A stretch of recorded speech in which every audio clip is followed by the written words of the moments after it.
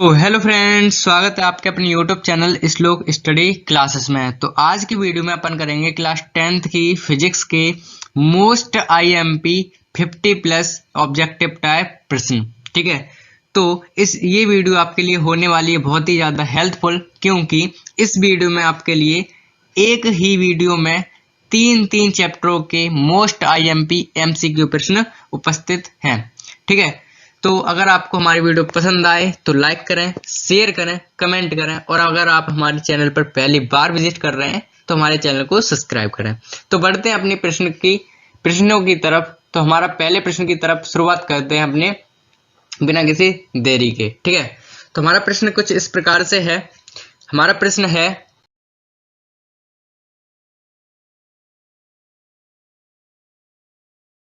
कि हमारा प्रश्न क्या है बेटा? पहला प्रश्न है कि दाढ़ी बनाने के लिए उपयोग में आने वाला दर्पण होता है। तो जो दाढ़ी बनाने में उपयोग दर्पण होता है वह क्या है? तो हमारा ऑप्शन नंबर पहला है अवतल दर्पण, ऑप्शन नंबर बी है उत्तल एवं समतल दर्पण, ऑप्शन नंबर सी है समतल दर्पण, और ऑप्शन नंबर डी है ए एवं बी दोनों।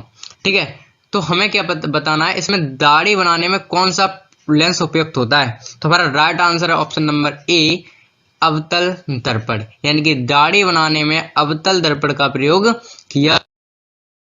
आगे बढ़ते हैं अगले प्रश्न की तरफ। तो अगला प्रश्न हमारा क्या है? अगला प्रश्न है कि निम्नलिखित में से कौन सा पदार्थ लेंस बनाने के लिए उपयुक्त नहीं किया जा सकता।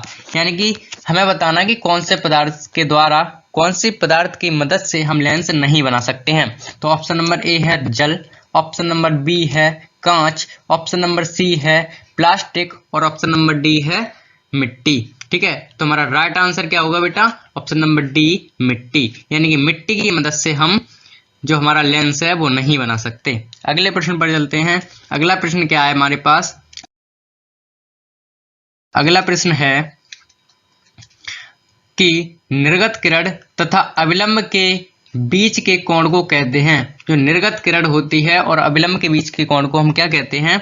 ऑप्शन नंबर ए है आपतन कोण, ऑप्शन नंबर बी है परावर्तन कोण, ऑप्शन नंबर सी है निर्गत कोण, और ऑप्शन नंबर डी है इनमें से कोई नहीं। ठीक है, तो हमारा राइट आंसर है ऑप्शन नंबर सी निर्गत कोण। ठीक है, निर्गत किरण तथा अविलंब के बीच जो कोण बनता है उसे हम निर्गत कोण कहते हैं। अगले प्रश्न की तरफ बढ़ते हैं। अगला प्रश्न हमारा क्या है? अगला प्रश्न है कि किसी ठोस में बाहर की ओर उभरे दो गोलीय पृष्ठ हों तो इसे कहते हैं। ठीक है, ऑप्शन नंबर ए है अवतल लेंस, ऑप्शन नंबर बी है समतल लेंस, ऑप्शन नंबर डी है उत्तल लेंस, और ऑप्शन नंबर डी है समतलो और अवतल लेंस। ठीक है, तो हमारा राइट आंसर ऑप्शन क्या होगा बेटा? राइट ऑप्शन होगा सी, यानी कि उत्तल लेंस। तो हमें पता है कि बीच में मोटा होता है और किनारों पर पतला होता है, वही हमारा उत्तल लेंस होता है। तो हमारे प्रश्न में भी यही कहा गया था। ठीक है, अगले प्रश्न की तरफ बढ़ता है।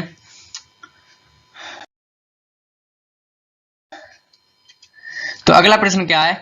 किसी बिंब का, यानी कि किसी बिंब का अवतल दर्पण द्वारा बना प्रतिबिंब आभासी, सीधा तथा बिंब से बड़ा पाया गया तो वस्तु की स्थिति होनी चाहिए। ऑप्शन नंबर ए है मुख्य फोकस एवं प्रकाश के केंद्र के बीच, ऑप्शन नंबर बी है वक्रता केंद्र पर, ऑप्शन नंबर सी है वक्रता से, यानी वक्रता से केंद्र से परे, और ऑप्शन नंबर डी है दर्पण के ध्रुव तथा मुख्य फोकस के बीच में। दर्पण के ध्रुव तथा मुख्य फोकस के बीच में। तो हमारा राइट आंसर क्या है बेटा? ऑप्शन नंबर डी कि दर्पण के ध्रुव तथा मुख्य अक्ष, मुख्य फोकस के बीच में रखेंगे तो हमारा क्या बनेगा? प्रतिबिंब आभासी, सीधा और बड़ा पाया जाएगा। ठीक है, अगले प्रश्न की तरफ बढ़ते हैं। अगला प्रश्न हमारा क्या है? ध्यान से देखते हैं अगला प्रश्न कि सर्च लाइट परावर्तक सतह होती है। जो हमारी सर्च लाइट होती है उसमें परावर्तक सतह कौन सी होती है वो हमें बताने हैं।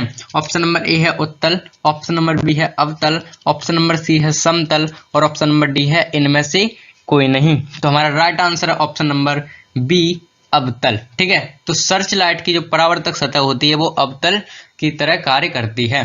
अगले प्रश्न की तरफ बढ़ते हैं। अगला प्रश्न क्या है हमारे पास? अगला प्रश्न है कि निर्वात में प्रकाश की चाल होती है। ऑप्शन नंबर ए है 3 × 10⁸ मीटर प्रति सेकंड। ऑप्शन नंबर बी है 3 × 10⁸ सेंटीमीटर प्रति सेकंड। ऑप्शन नंबर सी है 3 × 10⁸ किलोमीटर प्रति सेकंड।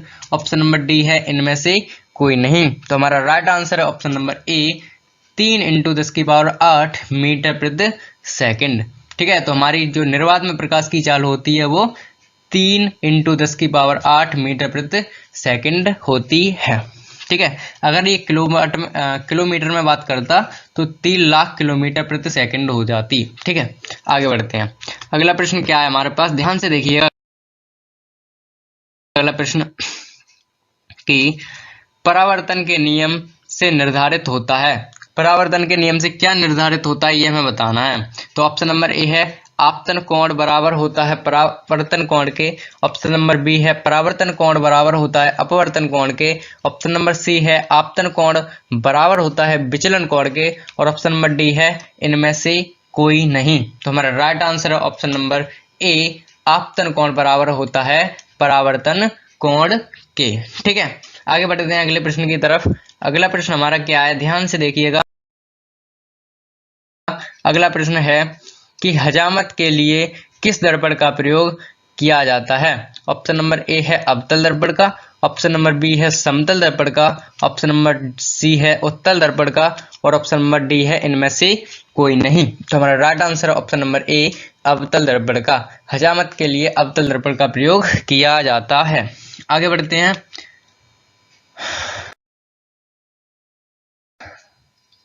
अगला प्रश्न है प्रकाश की किरणें गमन करती हैं। प्रकाश की किरणें गमन करती हैं। ऑप्शन नंबर ए सीधी रेखा में। ऑप्शन नंबर बी टेढ़ी रेखा में। ऑप्शन नंबर सी किसी भी दिशा में। और ऑप्शन नंबर डी है इनमें से कोई नहीं। तो हमारा राइट आंसर है ऑप्शन नंबर ए सीधी रेखा में। यानी कि प्रकाश की जो किरणें होती हैं वो हमेशा सीधी रेखा में गमन करती हैं। ठीक है, आगे बढ़ते हैं अगले प्रश्न की तरफ। अगला प्रश्न हमारा क्या है कि लेंस में मुख्य फोकस की संख्या कितनी होती है। लेंस में मुख्य फोकस की संख्या कितनी होती है ये हमें बतानी है। ऑप्शन नंबर ए है हम क्या बेटा 1। ऑप्शन नंबर बी है 2। ऑप्शन नंबर सी है 3। और ऑप्शन नंबर डी है 4। इनमें से कोई नहीं, सॉरी। ठीक है, तो हमारा राइट आंसर है ऑप्शन नंबर बी 2। यानी कि मुख्य फोकस वो लेंस में मुख्य फोकसों की संख्या 2 होती है। ठीक है बेटा, आगे बढ़ते हैं अगले प्रश्न की तरफ। तो अगला प्रश्न क्या है हमारे पास, अगला प्रश्न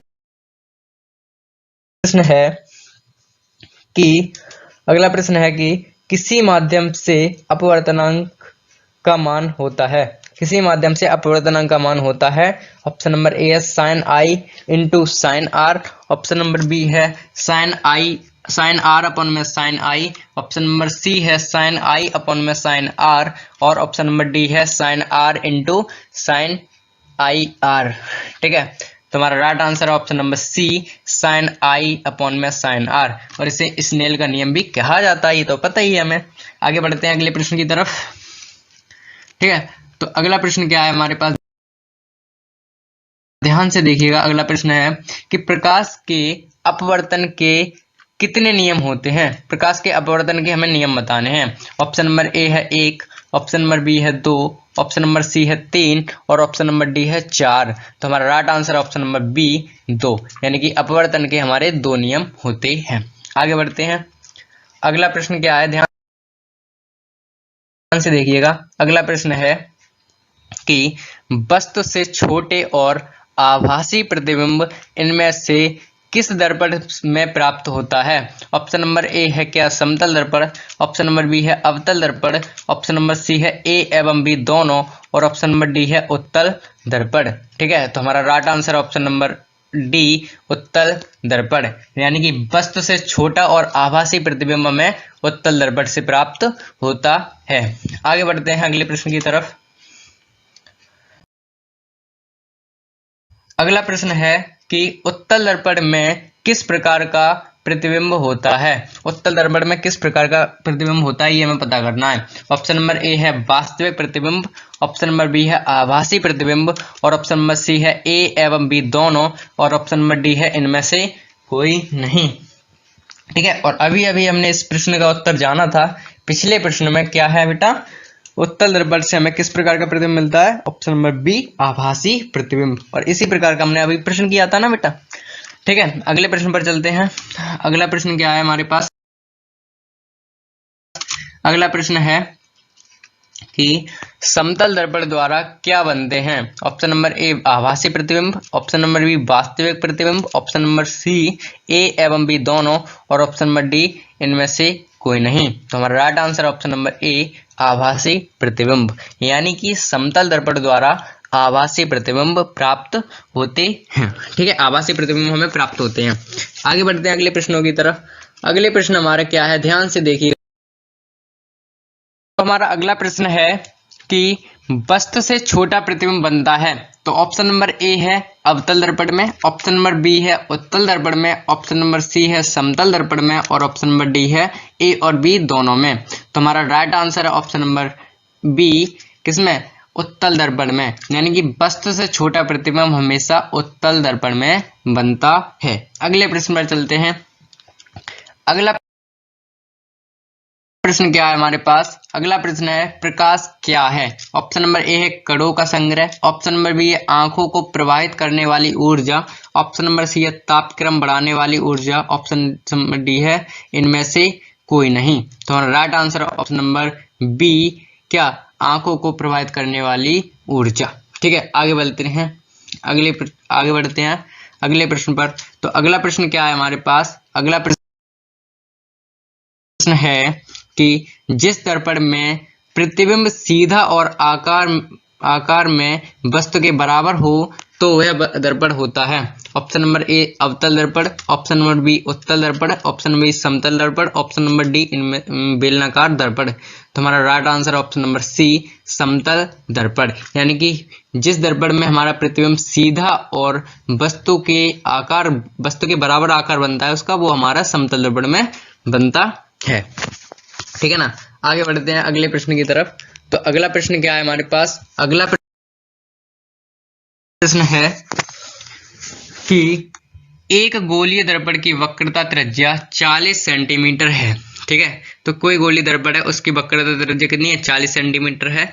तो इसकी फोकस दूरी क्या होगी, हमसे पूछी है, फोकस दूरी बतानी है। ऑप्शन नंबर ए है 40 सेंटीमीटर, ऑप्शन नंबर बी है 30 सेंटीमीटर, और ऑप्शन नंबर सी है 20 सेंटीमीटर, ऑप्शन नंबर डी है 10 सेंटीमीटर। ठीक है, तो हमारा राइट आंसर है ऑप्शन नंबर क्या 20, यानी कि सी इज द राइट आंसर। तो 20 हमारा राइट आंसर है। तो हमें पता है कि जो वक्रता त्रिज्या होती है वो फोकस दूरी की आधी होती है। ठीक है, तो हमारी 20 के आधे करेंगे तो 40 के आधे करेंगे तो हमारे पास 20 आ जाएंगे, तो हमारी फोकस दूरी भी 20 ही आ जाएगी। और इसका सॉल्यूशन हमारा क्या है बेटा, इस तरीके से हो जाएगा कि दिया है हमें वक्रता त्रिज्या बराबर 40 और फोकस दूरी बराबर हमें पता करनी है। तो F बराबर क्या फॉर्मूला होता है, R/2। तो F बराबर R का मान आ गया 40 बट्टे और 2 तो है ही, तो 2 और इनसे काटेंगे अपन के आ जाएंगे 20 सेंटीमीटर, जो कि उत्तर हो जाएगा। आगे बढ़ते हैं अगले प्रश्न की तरफ। ये प्रश्न आपको यानी कि समझ में आया हुआ, ये हमें पता है। अगले प्रश्न पर चलते हैं। अगला प्रश्न क्या है हमारे पास कि अगला प्रश्न है कि विद्युत प्रतिरोधकता निर्भर करता है। ऑप्शन नंबर ए चालक की लंबाई पर, ऑप्शन नंबर बी चालक के अनुप्रस्थ परिक्षेत्र के क्षेत्रफल पर, ऑप्शन नंबर सी चालक की प्रकृति पर, और ऑप्शन नंबर डी इनमें से कोई नहीं। ठीक है, तुम्हारा राइट आंसर है ऑप्शन नंबर सी चालक की प्रकृति पर। तो विद्युत प्रतिरोधकता हमारी निर्भर करती है चालक की प्रकृति पर। आगे चलते हैं अगले प्रश्न पर। तो अगला प्रश्न हमारा क्या है, अगला प्रश्न है विद्युत शक्ति का SI मात्रक है। तो विद्युत शक्ति का SI मात्रक क्या है, तो हमारा ऑप्शन नंबर ए है वाट, ऑप्शन नंबर बी है वाट घंटा, ऑप्शन नंबर सी है यूनिट, और ऑप्शन नंबर डी है ओम। तो हमारा राइट आंसर है ऑप्शन नंबर ए वाट। ठीक है, तो विद्युत शक्ति का मात्रक होता है वाट। अगले प्रश्न की ओर बढ़ते हैं। तो अगला प्रश्न हमारे पास है कि अगला प्रश्न है कि ऊर्जा का SI मात्रक होता है। ऊर्जा का SI मात्रक क्या होता है, ये गलत हो गया है, मिस प्रिंट है, कोई दिक्कत नहीं है, सही से पढ़ रहे हैं हम। ऊर्जा का SI मात्रक क्या है कि कैलोरी होता है, option number B joule, option number C ताप और ऑप्शन नंबर डी इनमें से कोई नहीं। तो हमारा राइट आंसर है ऑप्शन नंबर बी जूल, यानी कि ऊर्जा का मात्रक हमारा जूल होता है। आगे बढ़ते हैं, अगले प्रश्न पर चला जाए। तो अगला प्रश्न है कि निम्न में से किसका अर्थ जल होता है। निम्न में से किसका अर्थ जल होता है। ऑप्शन नंबर ए पेट्रो का, ऑप्शन नंबर बी हर्बो का, ऑप्शन नंबर सी नाइट्रो का और ऑप्शन नंबर डी हाइड्रो का। तो हमारा राइट आंसर है ऑप्शन नंबर डी हाइड्रो का। तो हाइड्रो का जो हाइड्रो है उसका अर्थ जल होता है, ठीक है ना। आगे बढ़ते हैं अगले प्रश्न की तरफ। तो अगला प्रश्न है कि ताप बढ़ने पर चालक का प्रतिरोध बढ़ता है, घटता है, समान रहता है। ऑप्शन नंबर डी है इनमें से कोई नहीं। हमारा राइट आंसर ऑप्शन नंबर ए बढ़ता है, यानी कि हम चालक का ताप बढ़ाएंगे तो हमारा प्रतिरोध भी बढ़ेगा, ठीक है। आगे बढ़ते हैं, अगला प्रश्न है हमारे पास। अगला प्रश्न ये है कि विद्युत धारा का SI मात्रक है। हमसे ऑप्शन नंबर दिया गया है वोल्ट, ऑप्शन नंबर बी है कूलाम, ऑप्शन नंबर सी है वाट और ऑप्शन नंबर डी है एम्पियर। तो हमारा राइट आंसर है ऑप्शन नंबर डी एम्पियर, ठीक है। विद्युत धारा का मात्रक जो होता है वो एम्पियर होता है। आगे बढ़ते हैं, अगले प्रश्न पर चला जाए। अगला प्रश्न हमारे पास है, वो क्या है ध्यान से देखिएगा। अगला प्रश्न है कि एक विद्युत बल्ब पर 220 वोल्ट और 100 वाट लिखा है। कोई विद्युत बल्ब है उस पर 220 वोल्ट तथा 100 वाट लिखा है, जिसमें फिलामेंट का प्रतिरोध होगा। हमसे फिलामेंट का प्रतिरोध पूछा गया है। तो ऑप्शन नंबर देख लेते हैं। ऑप्शन नंबर ए है 220 ओम, ऑप्शन नंबर बी है 100 ओम और ऑप्शन नंबर सी है 484 ओम और ऑप्शन नंबर डी है इनमें से कोई नहीं। तो हमने ये प्रश्न अपनी लाइव वाली क्लास में कराया था और इसका आंसर भी पता होगा आप सबको। क्या होगा बेटा, ऑप्शन नंबर सी 484 ओम, ठीक है। तो इसका सॉल्यूशन कुछ इस प्रकार से है कि दिया गया है हमें क्या, विभवांतर 220 वोल्ट और P बराबर दी गई है कितनी बेटा, P बराबर हमें दिया गया है कितना बेटा, ध्यान से देखिएगा। P बराबर हमें दे रखा है, P बराबर हमें दिया है, एक मिनट हम थोड़ा सा पीले अंदर, P बराबर हमें दिया गया है 100 वाट, ठीक है। P बराबर हमें 100 वाट दिया गया है ना यहाँ पर, और हमसे R बराबर पूछा है। हमारे पास ये फॉर्मूला एक है ही, ठीक है। ये फॉर्मूला है P बराबर V स्क्वायर अपन में R, और R बराबर हमसे क्या पूछा है, R बराबर पूछे तो क्या हो जाएगा, R की जगह P पहुंच जाएगा। तो R आगे आ गया, P यहाँ पे आ गया, ठीक है। P हमारा ये P है, ठीक है, ये P है यहाँ पर।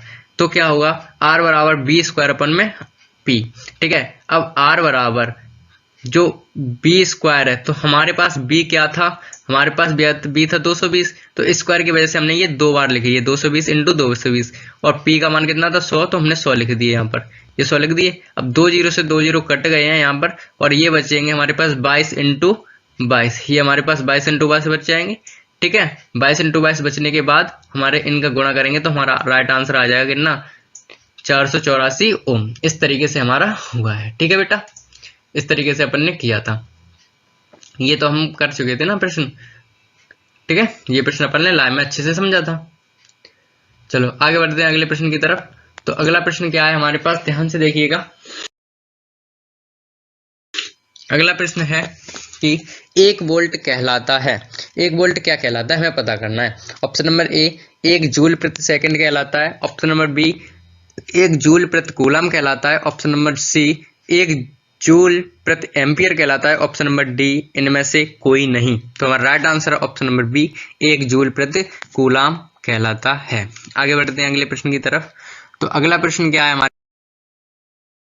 पास, हमारा अगला प्रश्न है कि विभवांतर मापने वाला यंत्र को कहा जाता है। जिस यंत्र से हम विभवांतर नापते हैं वो कौन सा यंत्र है। ऑप्शन नंबर ए है अमीटर, ऑप्शन नंबर बी है voltmeter, option number C है गैल्वेनोमीटर, ऑप्शन नंबर डी है इनमें से कोई नहीं, ठीक है। तो हमारा राइट आंसर है option number B voltmeter, ठीक है। तो वोल्ट मीटर के द्वारा हम अपना विभवांतर मापते हैं। आगे बढ़ते हैं अगले प्रश्न की तरफ। तो अगला प्रश्न क्या है हमारे पास, अगला प्रश्न है कि एमीटर को विद्युत परिपथ में कैसे जोड़ा जाता है। ऑप्शन नंबर ए है श्रेणी क्रम में, ऑप्शन नंबर बी पार्श्व क्रम में, ऑप्शन नंबर सी ए और बी दोनों, और ऑप्शन नंबर डी है इनमें से कोई नहीं। ठीक है, तुम्हारा राइट आंसर है ऑप्शन नंबर ए श्रेणी क्रम में, यानी कि हम एमीटर को में ऐड करते हैं। ठीक है, अगले प्रश्न की तरफ बढ़ते हैं। अगला प्रश्न हमारा क्या है, ध्यान से देखिएगा। हमारा अगला प्रश्न हमारा है कि किसी कुंडली का प्रतिरोध ज्ञात करने का सूत्र है। किसी कुंडली का हम प्रतिरोध कौन से सूत्र से ज्ञात करते हैं। ऑप्शन नंबर ए है R बराबर V into I, option number B है R बराबर V अपॉन में I, ऑप्शन नंबर सी है R बराबर I अपॉन में V, ऑप्शन नंबर डी है R बराबर V माइनस I। ठीक है, तो हमारा right answer option number B R बराबर V अपॉन में I। ठीक है, अगले प्रश्न पर चलते हैं। अगले प्रश्न क्या है हमारे पास, ध्यान से देखिएगा। अगला प्रश्न है कि धातुएं धारावाहक होती हैं। धातुएं धारावाहक होती हैं। ऑप्शन नंबर ए प्रोटॉन के कारण, ऑप्शन नंबर बी मुक्त इलेक्ट्रॉन के कारण, option number C core electron के कारण, और ऑप्शन नंबर डी इनमें से कोई नहीं। ठीक है, तो हमारा right answer option number B मुक्त इलेक्ट्रॉनों के कारण। ठीक है, तो हमारी जो धारावाहक होती हैं धातुएं वो मुक्त इलेक्ट्रॉन के कारण होती हैं। ठीक है बेटा,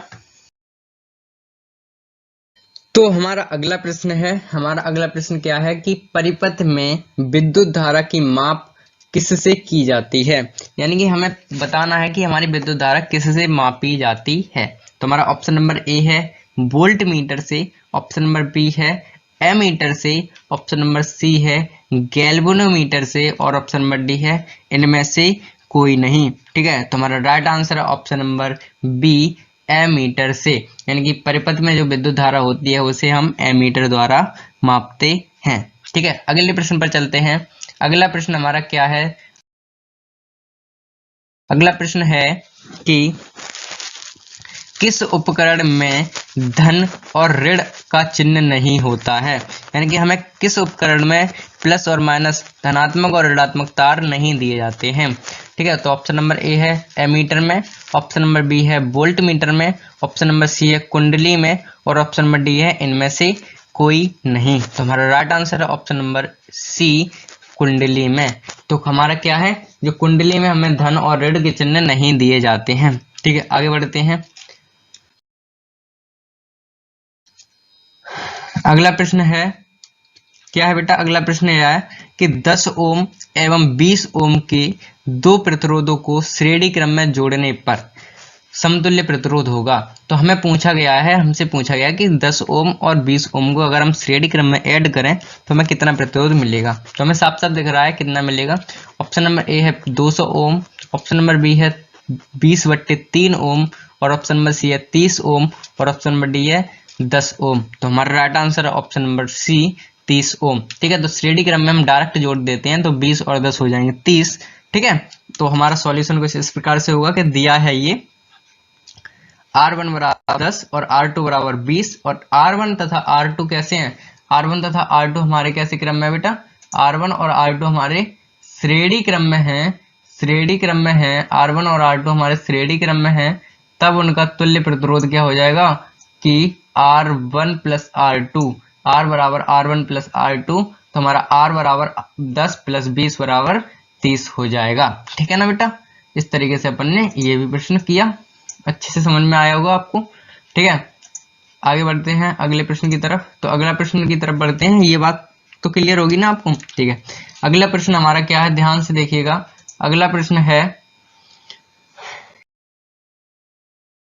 कि 12 वोल्ट विभवांतर के दो बिंदुओं के बीच 2 कूलाम आवेश को ले जाने में किया गया कार्य कितना होगा। ऑप्शन नंबर ए है हमें 6 जूल, ऑप्शन नंबर बी है 24 जूल, ऑप्शन नंबर सी है 14 जूल, और ऑप्शन नंबर डी है 10 जूल। तो हमारा राइट आंसर होना चाहिए ऑप्शन नंबर बी 24 जूल, यानी कि हमारा 24 जूल जो है राइट आंसर है। ठीक है, और इसका सॉल्यूशन क्या होगा बेटा, ये होगा कि दिया हमें विभवांतर बराबर कितना दिया बेटा, एक मिनट, हाँ विभवांतर हमें दिया गया है कितना बेटा, विभवांतर हमें दिया है 12 वोल्ट, आवेश दिया गया है हमें 2 कूलम और कार्य हमसे पूछा है। फॉर्मूला हमारे पास ये होता है V बराबर W अपॉन में Q, लेकिन हमसे पूछा है W का मान, तो W को एक साइड रखेंगे और Q को एक साइड भेज देंगे, तो W बराबर तो हो जाएगा हमारे पास Q इंटू V, और V के बाद हमारे पास W है ही और Q का मान हमारे पास 2 है और V का मान हमारे पास 12 है, तो हमारे पास आ जाएगा क्या, W बराबर V 2 इंटू 12 और 12 दूनी 24 हो जाएंगे, तो 24 जूल हमारा क्या आ जाएगा, राइट आंसर। ठीक है, 24 जूल हमारा क्या आ जाएगा बेटा, राइट आंसर हो जाएगा। ठीक है, आगे बढ़ेंगे अपने प्रश्नों की तरफ, अगले प्रश्नों की तरफ बढ़ते हैं अपने। तो अगला प्रश्न क्या है, ध्यान से देखिएगा। अगला प्रश्न है कि 2 चालक तार जिनमें पदार्थ की लंबाई तथा व्यास समान है, ठीक है, किसी विद्युत परिपथ में पहले श्रेणी क्रम में और फिर पार्श्व यानी कि समांतर क्रम में संयोजित में उत्पन्न प्रतिरोधों का अनुपात पूछा गया है हमसे। तो ऑप्शन नंबर ए है 1:2 होगा, ऑप्शन नंबर बी 2:1 होगा, ऑप्शन नंबर सी 1:4 होगा और ऑप्शन नंबर डी 4:1 होगा। तो राइट आंसर होगा हमारा क्या, चौथा, यानी कि 4:1 के वा में होंगे। ठीक है, 4:1 होगा, तो D is the right answer. आगे बढ़ेंगे अगले प्रश्न की तरफ। तो अगला प्रश्न हमारे पास क्या है, अगला प्रश्न है कि रेशम द्वारा रगड़ने पर कांच की छड़ में उत्पन्न होता है। रेशम द्वारा हम अगर रगड़ें तो कांच की छड़ पे क्या उत्पन्न होगा, वो पूछा है। तो ऑप्शन नंबर ए ऋण आवेश, ऑप्शन नंबर बी है धन आवेश, ऑप्शन नंबर सी है ए और बी दोनों, और ऑप्शन नंबर डी है इनमें से कोई नहीं। तो हमारा राइट आंसर है ऑप्शन नंबर बी धन आवेश। ठीक है, तो रेशम द्वारा अगर रगड़ने पर कांच की छड़ पर क्या उत्पन्न हो जाएगा, धन आवेश हो जाएगा। आगे बढ़ते हैं अगले प्रश्न की तरफ। तो अगला प्रश्न है कि ऊन द्वारा एवोनाइट की छड़ को रगड़ने पर एवोनाइट की छड़ पर उत्पन्न होता है। ऑप्शन नंबर ए ऋण आवेश, ऑप्शन नंबर बी धन आवेश, ऑप्शन नंबर सी कोई आवेश नहीं होगा, या ऑप्शन नंबर डी इनमें से कोई नहीं। तो हमारा राइट आंसर है ऑप्शन नंबर ए ऋण आवेश उत्पन्न हो जाएगा एवोनाइट की छड़ पर। आगे बढ़ते हैं अगले प्रश्न की तरफ। तो अगला प्रश्न हमारे पास है कि प्रिज्म द्वारा उत्पन्न श्वेत प्रकाश के स्पेक्ट्रम में किस रंग की किरण का झुकाव अधिक होता है। ऑप्शन नंबर ए लाल, ऑप्शन नंबर बी हरा, ऑप्शन नंबर सी पीला और ऑप्शन नंबर डी बैगनी। तो हमारा राइट आंसर है ऑप्शन नंबर डी बैगनी, यानी कि बैगनी किरण का स्पेक्ट्रम झुकाव सबसे अधिक होता है और सबसे कम होता है लाल रंग का। ठीक है, आगे बढ़ते हैं अगले प्रश्न पर।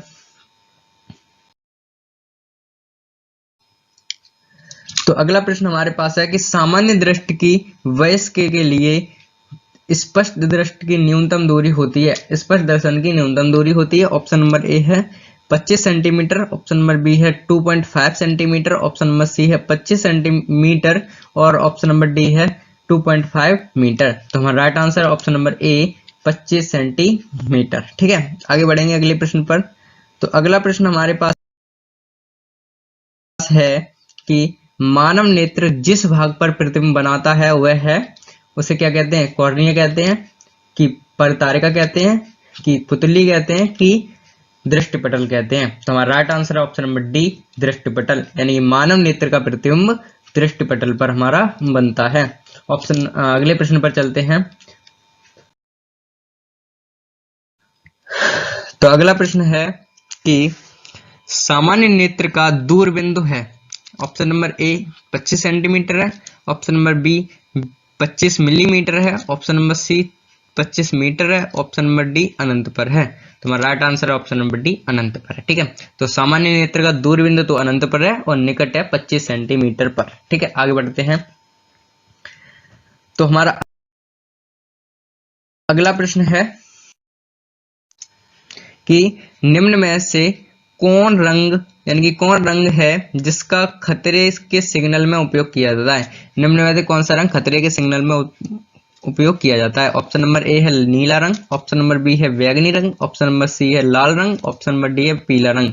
तो राइट आंसर हमें देखते ही पता चल गया होगा, ऑप्शन नंबर सी होना चाहिए लाल रंग। यानी कि हमें पता है ना खतरा रंग लाल झंडी होती है ना, तो जो लाल रंग होता है वो खतरे का निशानी होती है, इस वजह से हमारा राइट आंसर है सी। ठीक है, आगे बढ़ते हैं। अगला प्रश्न हमारे पास आता है कि अगला प्रश्न क्या है बेटा, ध्यान से देखिएगा। स्पेक्ट्रम प्राप्त करने के लिए निम्न में किसका उपयोग किया जाता है? स्पेक्ट्रम प्राप्त करने के लिए निम्न में कौन सा किसका प्रयोग किया जाता है हमसे पूछा गया है। ऑप्शन नंबर 1 कांच की सिल्ली को, या फिर अवतल दर्पण का, या फिर उत्तल लेंस का, या फिर प्रिज्म का। तो हमारा देखते ही प्रश्न पता चल गया होगा क्या है, ऑप्शन नंबर डी प्रिज्म का। ठीक है, तो प्रिज्म का प्रयोग करते हैं स्पेक्ट्रम प्राप्त करने के लिए। आगे बढ़ते हैं अगले प्रश्न की तरफ।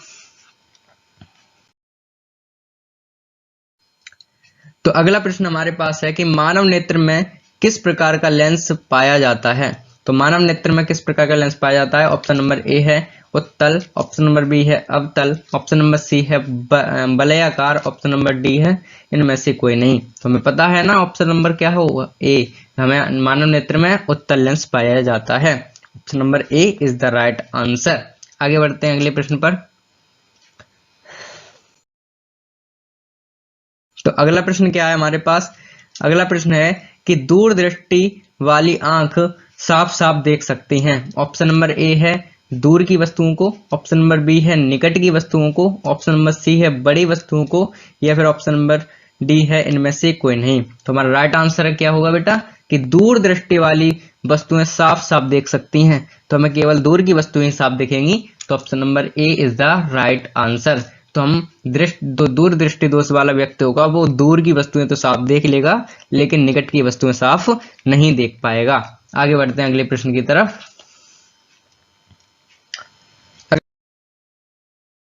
अगला प्रश्न क्या है हमारे पास कि आंख का व्यवहार होता है। अगला प्रश्न है कि आंख का व्यवहार होता है। ऑप्शन नंबर ए है अवतल दर्पण की तरह, ऑप्शन नंबर बी है उत्तल लेंस की तरह, ऑप्शन नंबर सी है समतल दर्पण की तरह, ऑप्शन नंबर डी है इनमें से कोई नहीं। ठीक है, तो हमारा राइट आंसर क्या है बेटा? ऑप्शन नंबर बी उत्तल लेंस की तरह। तो आंख हमारी व्यवहार करती है उत्तल लेंस की तरह, हमारी आंख व्यवहार करती है। अगले प्रश्न की तरफ बढ़ते हैं। तो अगला प्रश्न क्या है, ध्यान से देखिएगा। अगला प्रश्न है हमारे पास कि निकट दृष्टि दोष को दूर करने के लिए किस लेंस का प्रयोग करते हैं? किस लेंस का प्रयोग करते हैं? गलत हो गया है वहां पे, कोई दिक्कत नहीं है। किस लेंस का उपयोग किया जाता है ये पूछा होगा। ऑप्शन नंबर ए है उत्तल लेंस का, ऑप्शन नंबर बी है अवतल लेंस का, ऑप्शन नंबर सी है समतल लेंस का, और ऑप्शन नंबर डी है इनमें से कोई नहीं। ठीक है, तो हमारा राइट आंसर है ऑप्शन नंबर बी अवतल लेंस का। यानी कि हम निकट दृष्टि दोष को दूर करने के लिए अवतल लेंस का प्रयोग करते हैं। आगे बढ़ते हैं अगले प्रश्न की तरफ। तो अगला प्रश्न क्या है हमारे पास? अगला प्रश्न है कि आंख की पुतली किस प्रकार कार्य करती है? आंख की जो पुतली होती है वो किस प्रकार कार्य करती है? तो हमारा ऑप्शन पहला है कि इत्रिका की भांति, ऑप्शन नंबर बी है पुतली की भांति, ऑप्शन नंबर सी है परितारिका की भांति, और ऑप्शन नंबर डी है परिवर्ती द्वारक की भांति। तो हमारा ऑप्शन नंबर क्या होगा बेटा? D is the right answer कि परिवर्ती द्वारक की भांति हमारी पुतली कार्य करती है। आगे बढ़ते हैं, अगले प्रश्न पर चलते हैं। तो अगला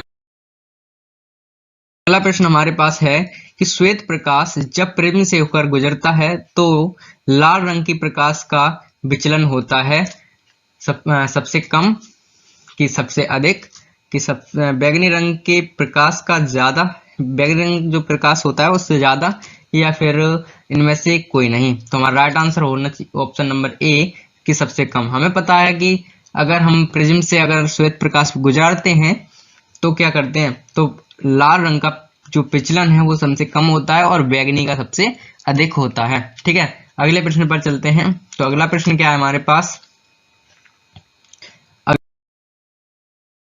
अगला प्रश्न है हमारे पास क्या है बेटा? ध्यान से देखिएगा कि दीर्घ दृष्टि दोष वाले व्यक्ति के चश्मे में लगा होता है। तो दीर्घ दृष्टि दोष वाले व्यक्ति के चश्मे में कौन सा लगा होता है? ऑप्शन नंबर ए है अवतल लेंस, ऑप्शन नंबर बी है बेलनाकार लेंस, ऑप्शन नंबर सी है उत्तल लेंस और ऑप्शन नंबर डी है इनमें से कोई नहीं। ठीक है, तो हमारा राइट आंसर है ऑप्शन नंबर सी उत्तल लेंस। ठीक है, तो दीर्घ दृष्टि मतलब दूर दृष्टि दोष के जो व्यक्ति को होती है दूर दृष्टि दोष, तो उसे हम उत्तल लेंस के प्रयोग से दूर करते हैं। अगले प्रश्न की ओर बढ़ते हैं। तो अगला प्रश्न हमारा है कि तेज प्रकाश में पुतली का आकार कैसा होता है। तो तेज प्रकाश में हमारी पुतली कैसी हो जाती है वो पूछा है। ऑप्शन नंबर ए छोटी, ऑप्शन नंबर बी बड़ी, या ऑप्शन नंबर सी कोई परिवर्तन नहीं होगा, और या ऑप्शन नंबर डी इनमें से कोई नहीं। ठीक है, तो हमारा राइट आंसर है ऑप्शन नंबर ए छोटी। ठीक है, तो अगर हमारा तेज प्रकाश होगा तो हमारी पुतली जो होगी वो छोटी हो जाएंगी। ठीक है, और अगर कम होता है तो आंखें पुतली बड़ी हो जाती हैं। तभी तो हम अंधेरे में आंखें बड़ी करके देखते हैं और उजाला में आंखें छोटी करके। आगे बढ़ते हैं अगले प्रश्न की तरफ। तो अगला प्रश्न क्या है हमारे पास कि मानव नेत्र में जो बिंदु प्रकाश के लिए बिल्कुल सुग्राही नहीं होता है उसे कहते हैं। ऑप्शन नंबर ए अंध बिंदु, ऑप्शन नंबर बी पीत बिंदु, ऑप्शन नंबर सी दूर बिंदु, और ऑप्शन नंबर डी निकट बिंदु। तो हमारा राइट आंसर है ऑप्शन नंबर ए अंध बिंदु। ठीक है, तो मानव नेत्र में जो दूर प्रकाश के लिए बिल्कुल भी सुग्राही नहीं होता है वो क्या होता है, अंध बिंदु होता है। आगे बढ़ते हैं अगले प्रश्न पर। तो अगला प्रश्न क्या है हमारे पास, ध्यान से देखिएगा। अगला प्रश्न है कि प्रकाश के किस रंग के लिए तरंग दैर्घ्य अधिकतम होता है। तो ऑप्शन नंबर ए है बैगनी के लिए, ऑप्शन नंबर बी है हरे के लिए, ऑप्शन नंबर सी है लाल के लिए, और ऑप्शन नंबर डी है पीले के लिए। तो हमारा right answer option number C लाल के लिए। तो सबसे ज्यादा अधिकतम तरंग दैर्घ्य होता है लाल रंग का। ठीक है, आगे बढ़ते हैं। तो अगला प्रश्न हमारे पास क्या है, अगला प्रश्न है ध्यान से देखिएगा। अगला प्रश्न कि आकाश नीला क्यों दिखाई देता है। तो ऑप्शन नंबर ए है क्योंकि आकाश धुआं युक्त होता है, ऑप्शन नंबर बी जल वाष्प युक्त होता है, ऑप्शन नंबर सी इनमें से कोई नहीं, और ऑप्शन नंबर डी धूल के कणों और जल वाष्प से रहित होता है तथा नीले रंग की किरणों का प्रकीर्णन होता है। और हमें पढ़ते ही समझ में आ गया क्या क्या होगा इसका आंसर, ऑप्शन नंबर डी धूल की कणों और उनके प्रकीर्णन के द्वारा। ठीक है, तो option D is the right answer. आगे बढ़ते हैं अगले प्रश्न की तरफ। तो अगला प्रश्न क्या है, तो अगला प्रश्न हमारा है कि प्रिज्म से होकर गुजरने वाली श्वेत प्रकाश को एक पर्दे पर लिया जाए तो रंग के बैंड को क्या कहेंगे। Option number A spectrum, option number B वर्ड विन्यास, ऑप्शन नंबर सी बेजान्य पीनाला, और ऑप्शन नंबर डी वर्ड क्रम। तो हमारा राइट आंसर है ऑप्शन नंबर ए स्पेक्ट्रम कहेंगे। कि अगर हम जब प्रिज्म से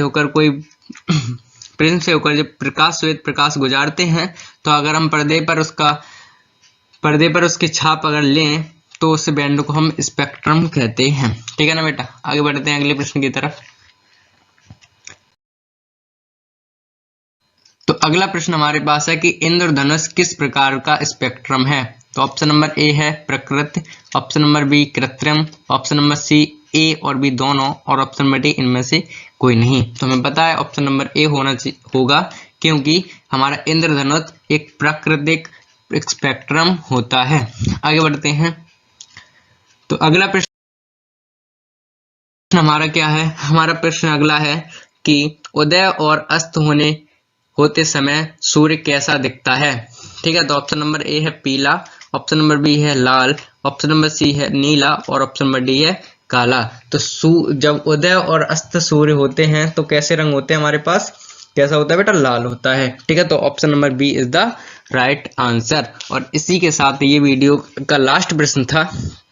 ठीक है, तो आशा करते हैं आपको हमारी वीडियो पसंद आई होगी। तो अगर आपको हमारी वीडियो पसंद आई तो लाइक करें, शेयर करें और हमारे चैनल को सब्सक्राइब करें। Thank you.